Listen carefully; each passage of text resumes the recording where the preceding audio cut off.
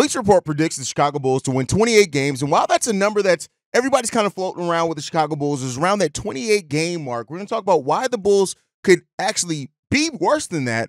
And then why could they actually exceed the expectations in front of them a lot of the times? We're also going to look at the expectations for Zach LaVine coming into next season. All that and more right after this. You are now tuned in to Chicago Bulls Central, your number one place for all Chicago Bulls news and content.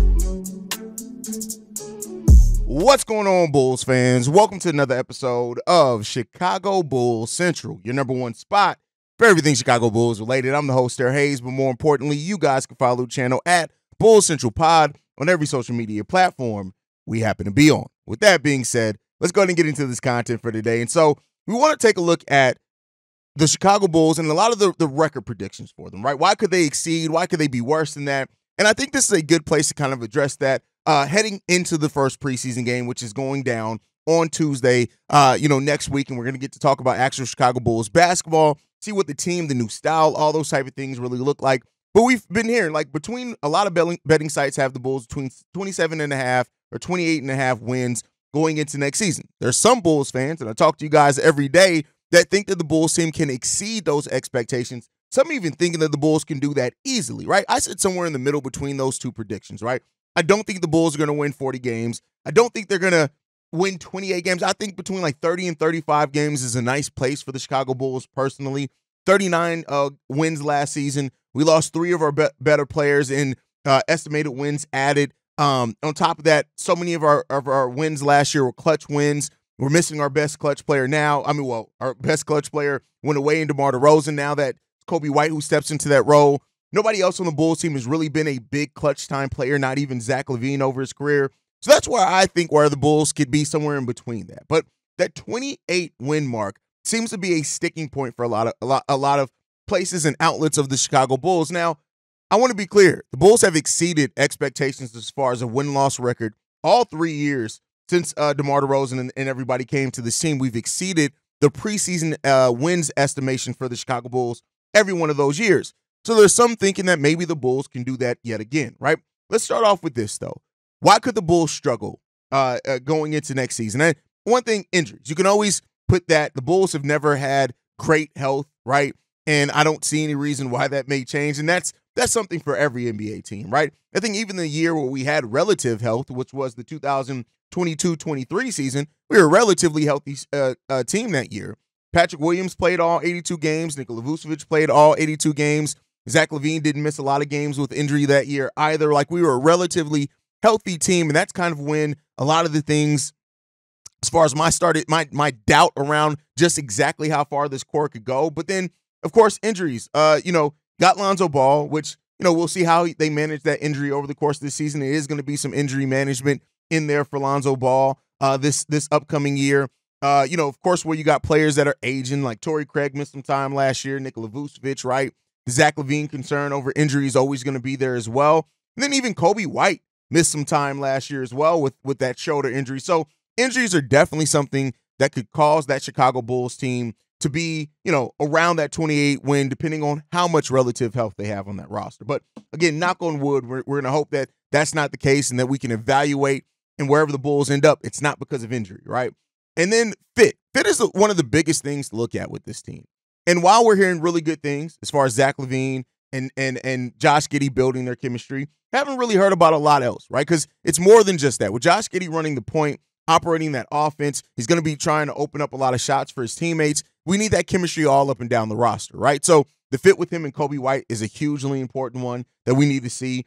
Kobe White and Zach LaVine is another one. I know that they've been they're the longest tenured Bulls, but this is a very different Kobe White than what Zach LaVine has played with before. Yeah, they started in the backcourt before, in Kobe's best statistical season before last year, but this is a very different Kobe White who's not only stepping in as a leader, he stepped up in the clutch. He's used to having the ball in his hands a lot. So, that part, as far as the fit, matters as well. But then as well as everything else, like Patrick Williams, the fit at the 4, right? We know he's going to be playing the 4. Does he step up, with that extra weight and strength that he's reportedly added on? How much better is he now with getting after rebounds? Is he going to be a little bit more aggressive, right? The fit at the 4 is something there. Nikola Vucevic, the fit in a team that's now trying to play a more up-tempo style. Can he fit in that, or does he end up falling by the wayside and just that style doesn't quite mesh with his game? And then, that causes some issues there. Now, there are always some fit issues with this team. I've pointed it out over the years as far as DeMar DeRozan and Nikola Vucevic liking to kind of generate and start their offense from the same spots. That's now gone, but there's a new set of fit questions, right? Kobe White as an on-ball versus on-ball shooter. He's been much better as a pull-up shooter than catch and shoot over his career. Zach LaVine's been a really good catch and shoot player, but there's that aspect. And then you go to the bench, right? You got new players in Jalen Smith, and while on paper he's going to fit in really well, but we got to see how that's going to come across. Io moving to a new role, and then the battle between who's going to get that 9th and 10th man spots as far as in the rotation, right? Lonzo, all those type of things. Those all can be something that very well kind of causes maybe some concern for Bulls over the course of the season. We're hoping more so that that's kind of, if those do present themselves, that you work that out over the first month or two of the season, and then, you're much better there finishing that season than starting it if those fit issues are there and you're trying to kind of work those out, right? And then the learning curve. There's a big learning curve for this team as far as learning how to win, especially in close and clutch games. But then also, like I said, the young players, right? The all the ones on the back end of that bench, Dalen Terry's, Montes Bucilas, right? The Julian Phillips, like the learning curve for those guys to go from players that, had very constricted roles, and they still have relative constricted roles, but now you kind of got to rely on you. So, that's another thing. And then, of course, the biggest basketball things that could cause this team, to be not a good team is the defense and three-point shooting. Those are going to be really big things to watch for this basketball team to see how those things develop. We've heard, Zach LaVine wants to be locked in as a defender. Josh Giddey's talked about him realizing the importance of becoming a two-way player. Kobe White took a big step defensively as well last year. But other than that, like Vooch has always been a defensive liability.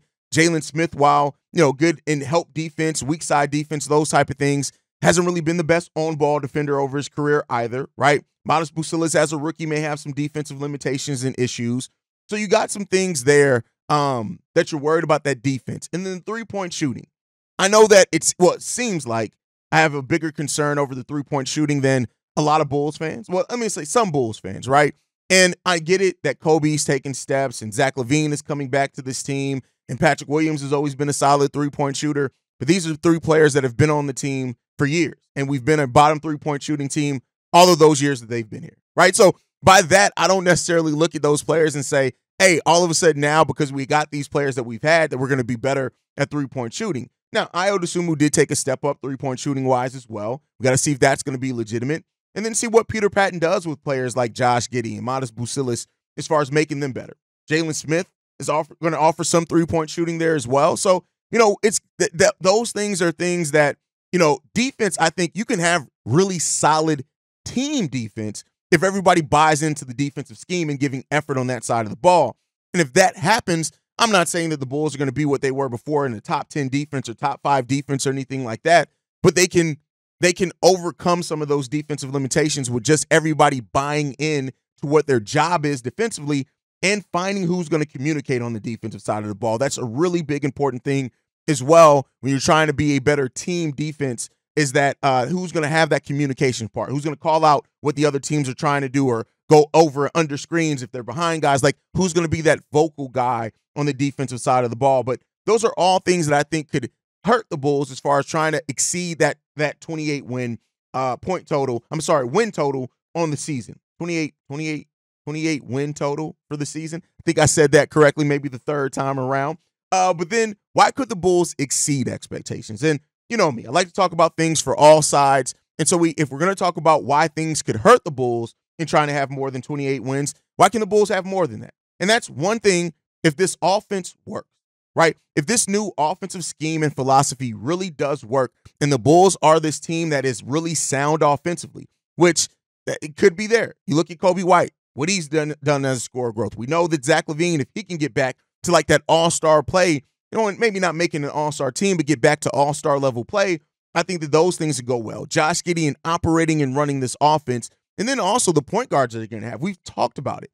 Having a point guard that can run Billy Donovan's system has always made it look way better. And so Josh Giddey being that, but then also Ayo Dosunmu, who showed a raised ability to run an offense, especially up-tempo offense. What he did in up-tempo last year, if he brings that to the Chicago Bulls this year that are already trying to be a more fast up-tempo team, Ayo Dosunmu can run that offense on the break. You got Lonzo Ball coming back, regardless of the physical limitations that may be there for Lonzo. Basketball IQ and passing are something that's probably always going to be there for him. So if he doesn't have the lateral quickness to be the defender that he was before, if he doesn't have the lift on that jump shot to be the three-point shooter he was before, one thing that I trust Lonzo is going to do in the time that he's going to be able to play is run an offense. And so we may see Lonzo Ball in this first year that becomes less about his own offense and getting other guys in the open court and getting them passes so that they can score easy buckets. And that could be a really nice Lonzo, regardless if he's playing back-to-backs or 16, 14 minutes. That could be really nice for this Bulls team. So that's something to look out for. And then if players fit into their roles and maybe even exceed those roles, those are things that really can help this Bulls team exceed those expectations. Players that embrace their roles, right? Even if they want a better role than that, but they embrace where they are and live within that, it always gets a little bit more out of those guys. And that's what I think we can hope for. And if we do, if Josh Giddey, Kobe White, Zach LaVine, all the guys, right? Ayo in the six-man role, Manas Bucelis as the energy guy, Dalen and Julian Phillips also as those energy guys that we're missing now by missing or not having Alex Caruso, Javonte Green, those type of guys. Having those guys that fit those roles could be a really big thing for this team as well as the veterans and like Torrey Craig. And don't overlook, like, maybe you have some players that exceed expectations, like a Chris Duarte, right? And they come in here and they're able to give something for this Bulls team. And then lastly on this list of why the Bulls could exceed expectations is growth of the young guys. We have a lot of young guys on this team that have shown bits and flashes. And if these guys really hit some real growth for the Bulls this season, hey, there's no reason to think the Bulls season can't take off, right? You look at Kobe White, Josh Giddey, right? These are very young guys still, especially Josh Giddey being, 22 years old when the season starts. Patrick Williams, Manas Bucelis, Julian Phillips, Dalen Terry, even throwing Jalen Smith there, right? A guy who's gotten, not played a lot of minutes in his NBA career, but he's shown that when you throw him more minutes, he actually produces more, right? And so, you have those players, and if any one of those guys, I say if you can get 3 of those guys to show considerable growth, they don't have to necessarily make a leap, right? Especially Ayo and Kobe. They don't have to make another leap per se, but if they step their game up even more than what we've seen from them prior, there's no reason to think that this Bulls team can't exceed those expectations, right? Now, that's a dangerous thing to bet on, is the growth that somebody's going to hit exponential growth in a year over year. But again, you're putting these guys in hopefully better situations that fit their game on top of, trying to get you have point guards in there that's going to be able to get them and play a style that just works as well. So, hopefully those are the things that we can start seeing this Bulls team exceed those expectations and go even further than what people are expecting them to coming into the season. And if that does happen, if you get a Bulls team that exceeds those expectations, the sky's really the limit, right? I have my own personal thoughts on, and I've said it, this podcast, I say it all the time, but, it's not me saying, hey, they can't do it at all. No, there is a world in which the Bulls do contend for a playing spot. Maybe it's more than that. Now, I think that the margin of error for that is slim, but at the end of the day, you can't count them out, right?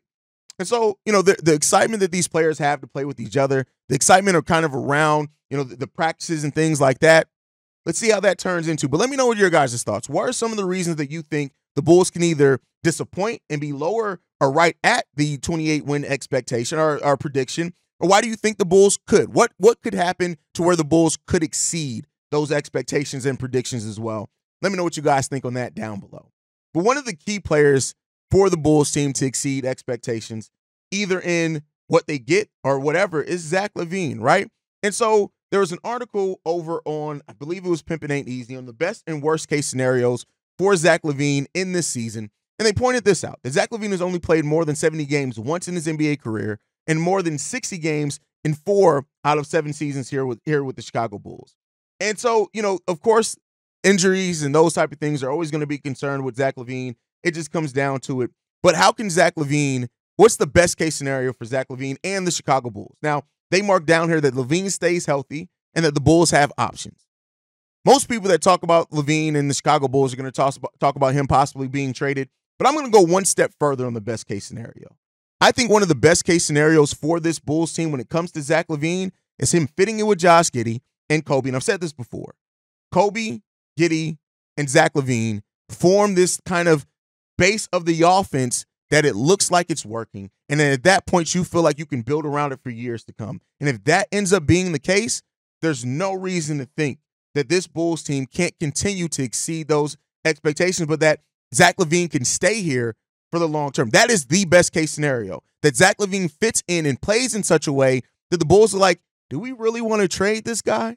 Right? And Zach LaVine looks at it as well, because some of it is on Zach as well. He looks at it and says, hey, listen, I may not be the focus of the offense anymore, but this Giddey kid is really good for me.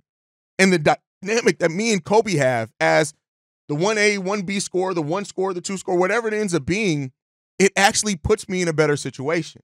That is the best case scenario. Not just that the Bulls have options. Yes, the options are always going to be there for players playing well.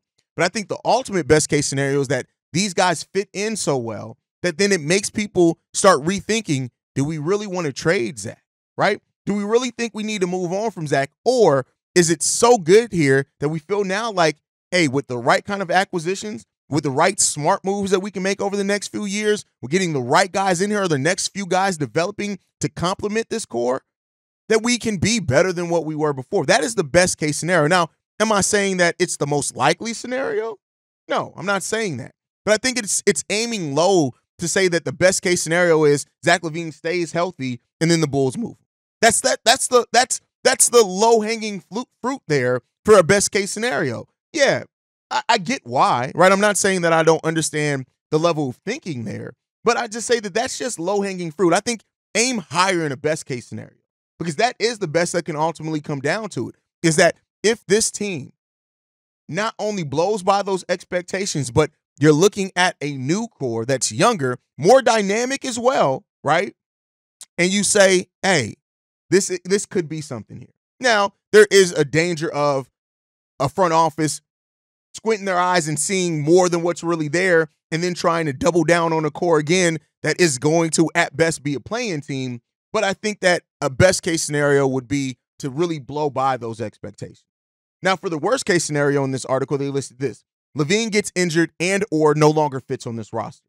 And I actually do agree with that one. All this talk right now about fit is great, right? We got to see how it's going to go in games when you're playing against other teams' defenses that are scheming for you, things like that. But if LaVine gets injured, a major injury again, you're kind of stuck with him either way. Like, and that's could be a bad case scenario in the sense that you have this large contract for a player that now has suffered another major injury that you already couldn't move before. You're definitely probably not going to be able to move then. And I think that that's a situation that fits itself. I mean, that presents itself. And then, of course, that the LaVine doesn't fit. The lack of fit being here is something you also have to consider for a worst case scenario, because if it just doesn't fit and it looks shitty, that could also hurt you moving on or moving in a different direction. So I actually agree with them on their worst case scenario. I think they aimed a little low on the best case scenario, but let me know what you guys think. We're hearing the best case and worst case scenarios. And again, this isn't about stat numbers when you look at best and worst cases. It's about the position it puts the roster and the Bulls front office in going forward. But I agree that those could, I agree with the worst case scenario. Either one of those. In major injury or the fit just doesn't work and the team just looks terrible because of the fit. That does present a really bad scenario. Best case scenario, like I said, aim higher.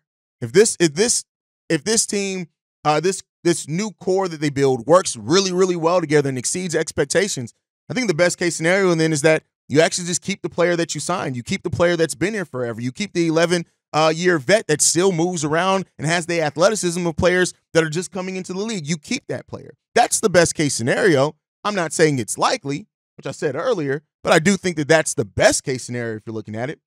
Let me know what you guys think about that down below. Now, before we go, last topic for today, Bleacher Report put together a list of worse contracts that could backfire, deals that could backfire on their respective teams. And while Patrick Williams didn't rank in the top of those deals, he did gain an honorable mention on deals that could absolutely backfire for their teams and go horribly wrong. Now, here's the thing that I was saying that. I'm glad that he didn't rank in the top 10 because I think that's fair. Now, one could say that Patrick Williams' production is not that worth of $90 million. And I would say, to me, you look at the way that the contracts are going in the NBA, you're going to get a lot of players with Patrick Williams type production that end up getting $16, $18 million per year. And I think the fact that the Bulls worked it in as a flat contract, there's no raises in it, it actually benefits them in their cap situation going forward. So I don't, it's a smart risk in that sense. But I do think that the thing that I always look at with Patrick Williams is that if Patrick never takes another step up, he's still a guy that can get you 40% shooting, double-digit points, and really solid defense. And those are guys that you can see really being on any team in the NBA, right? Any team, whether you can see it as a starter, depending on how the rest of your starting lineup works out, or it's a player that you can bring off your bench that can still give you solid production. And I've already gone over in previous episodes, Patrick Williams coming off the bench versus Patrick Williams starting is literally the same production. It's basically the same. I think there's like a 0.08 difference or 0.8 difference as far as the points per game total. The shot percentage was the same. The number of shots were the same. The rebounds were the same. The assists were the same. It was all the same, right? So when you look at that, I think that at a minimum, at a floor, right, Patrick Williams still has shown an ability to be a player that can contribute on and find a role on basically any team. Now, could it go horribly wrong? That's the question, and that was the title of the article. And I think when you look at Patrick Williams' injury history, he plays a lot of games, he misses most of the season. He played all 82, he missed a big portion of the season. Not most, but I think it was still, what did he end up playing, like 24, 25 games? But misses a big portion of the season. And that's where it could. If Patrick Williams starts turning into this player that it doesn't become every other year, which even then that's still concerning, but it becomes like he has a major injury every year. That's really the only route that I can see it going horribly wrong or backfiring, so to say, for the Bulls. Because at the end of the day, what Patrick Williams offers you, you're going to get some production out of it, and you're going to get solid play on both sides of the ball. Again, I'm not saying great. I'm not saying you need to call plays for him, but solid play on both sides of the ball. And, we'll end up seeing where that goes for Patrick Williams. There's a lot of understandable doubt around P. Will, and that's going to continue to be there until P. Will shows something different. But overall, I think that we'll see. I have faith that Patrick Williams is going to, because he can also easily, and they did mention that, he can easily exceed this contract, right? And that is if he takes that next step, you're looking at a Patrick Williams that then can make this deal look like a very reasonable deal for what he gives. Like if Patrick Williams, with the defense that he's shown at times, takes that step up and becomes more of an energy guy, stronger rebounder, and gets you between 14 and 15 points per game, oh yeah, this deal can then be a steal. So I think that's what it comes down to. But let me know what you guys think down below. Do you think this deal with Patrick Williams could end up backfiring on the Chicago Bulls? Or do you kind of look at it like me and say, the calculated risk, the nature of it all, I don't really see it backfiring that much. Again, I could be wrong on that, but that's just kind of my view. But let me know what you guys think on all that down below. Make sure you guys are following the show at Bulls Central Pod. You can send us any feedback, questions, comments, concerns. BullsCentralPod@gmail.com. Lastly, if you want to leave a text message and our voicemail for the mailbag, the number to do so, 773-270-2799. We are the #1 spot for everything Chicago Bulls related, and that's thanks to you guys. And like I like to end every episode on, go Bulls. Love you guys. See red if you can, y'all.